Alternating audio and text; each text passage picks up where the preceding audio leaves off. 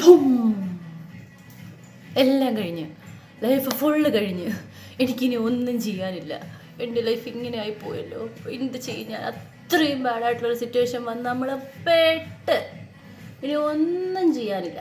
അപ്പം എന്ത് ചെയ്യും? ഒന്നും ചെയ്യണ്ട, ഒന്നും ചെയ്യാതിരുന്നാൽ മതി. പെട്ടെന്ന് ഒരു എമർജൻസി സിറ്റുവേഷൻ വരുന്നു, ഹാപ്പി ആയിട്ടിരിക്കുന്ന ആൾ പെട്ടെന്ന് സാഡിലേക്ക് പോകുന്നു, ദേഷ്യം വന്നിരിക്കുന്ന ആൾക്ക് പെട്ടെന്ന് സങ്കടം വരുന്നു, ചിരിച്ചുകൊണ്ടിരിക്കുന്ന ആൾ കരഞ്ഞുകൊണ്ടിരിക്കുന്ന ആൾ പെട്ടെന്ന് ചിരിക്കുന്നു. എന്ത് വേണമെങ്കിലും എപ്പോൾ വേണമെങ്കിലും സംഭവിക്കാം, ശരിയല്ലേ? പക്ഷെ നമ്മൾ പതറരുത്, ഒരു കാരണവശാലും പതറരുത്, പതറുകയും ചെയ്യരുത്. ആ സ്റ്റേറ്റിൽ നമ്മൾ ഓരോ ഡിസിഷനും എടുക്കാനും പാടില്ല. ഓക്കെ ആണോ? ഓരോ ഡിസിഷനും ആ സമയത്ത് എടുക്കാൻ പാടില്ല. എല്ലാം ഹോർമോൺസിൻ്റെ കളിയാണെന്ന് ആലോചിച്ച് സംഭവം ഉണ്ട്, ശരിയാണ്.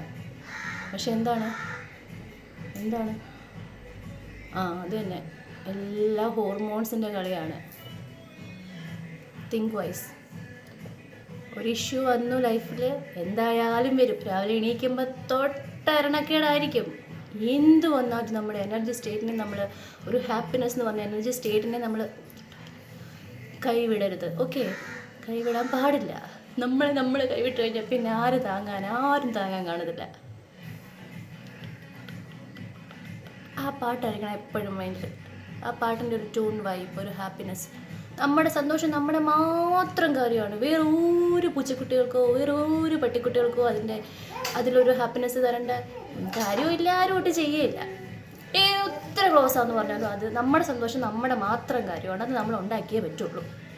ഇന്നങ്ങ് കഴിഞ്ഞു, ചിലപ്പോൾ നാളെ ആവും, ഇന്ന് കഴിഞ്ഞെങ്കിൽ നാളെ ആയെന്ന് മാത്രമേ ഉള്ളൂ പറയുള്ളൂ. ഇന്ന് മാത്രമേ ഉള്ളൂ നമ്മുടെ കയ്യിൽ.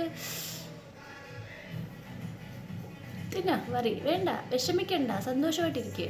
എനിക്കിപ്പോൾ ഹോർമോൺ കൂടിയിരിക്കാൻ നിങ്ങൾക്ക് തോന്നിയില്ലേ? ഇതുപോലെ തന്നെയാണ്, എല്ലാ ഹോർമോൺസിൻ്റെ കളിയാണ്. എന്ത് വന്നാലും ശരി, നമ്മുടെ ഹാപ്പി ഹോർമോണിന്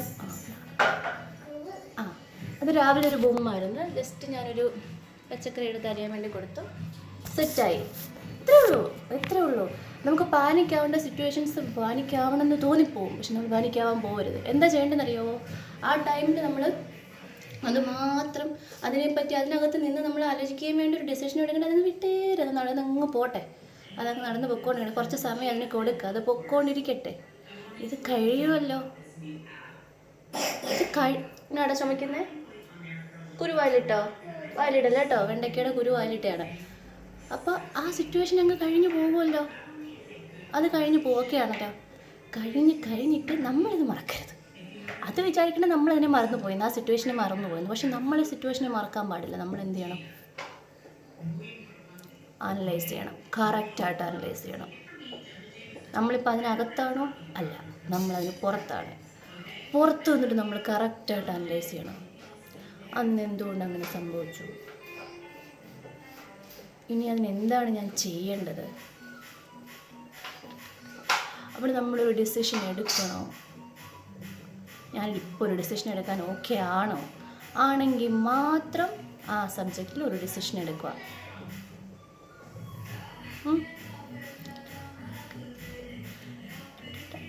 എല്ലാവർക്കും ഉണ്ട് പ്രശ്നങ്ങൾ.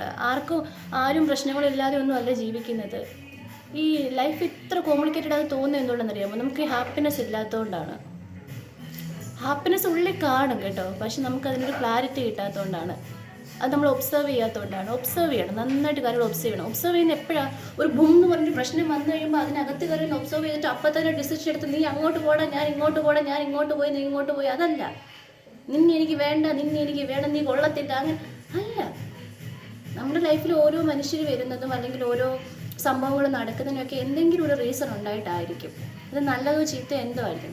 പക്ഷെ ആ ഒരു മൊമെൻറ്റിൽ അതിനെപ്പറ്റി ആലോചിക്കാമെന്ന് പറയുകയാണെങ്കിൽ നിങ്ങൾക്ക് ആ സമയത്ത് വിഷമം വരികയാണെങ്കിൽ നമ്മൾ കുറച്ചേരം വിഷമിച്ചോ, നമ്മളെ തന്നെ പറ്റിക്കുക. നമ്മൾ അകത്ത് ഹാപ്പി ആയിരിക്കണം, പുറമേ വിഷമമാണെങ്കിലും ഓക്കെ, അതിന് അകത്ത് കുറച്ച് കഴിയുമ്പോൾ ഹാപ്പി. ആ ഒരു ഇത് നമ്മൾ ഓട്ടോമാറ്റിക്കലി കുറച്ച് കഴിയുമ്പോൾ ഹാപ്പി ആയിക്കോളും, നമ്മളറിയാതെ അങ്ങ് ഹാപ്പി ആയിക്കോളും. എന്ത് സിമ്പിളെന്നറിയാമോ നമ്മുടെയൊക്കെ കാര്യം? ഭയങ്കര സിമ്പിൾ. ആ നെട്ട് ചെറുതായിട്ടൊന്ന് ഒഴിച്ചങ്ങ് വിട്ടാൽ മതി.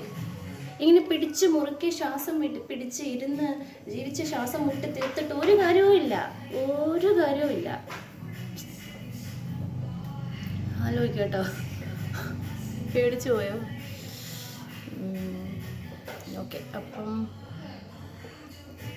ഒറ്റ വാക്കിലും ഡീറ്റെയിൽ ആയിട്ട് മനസ്സിലാകാത്തവർക്ക് പെട്ടെന്ന് പറഞ്ഞുതരാം. ഒരു സിറ്റുവേഷൻ ഉണ്ടായി, ഒരു എമർജൻസി സിറ്റുവേഷൻ ഉണ്ടായി.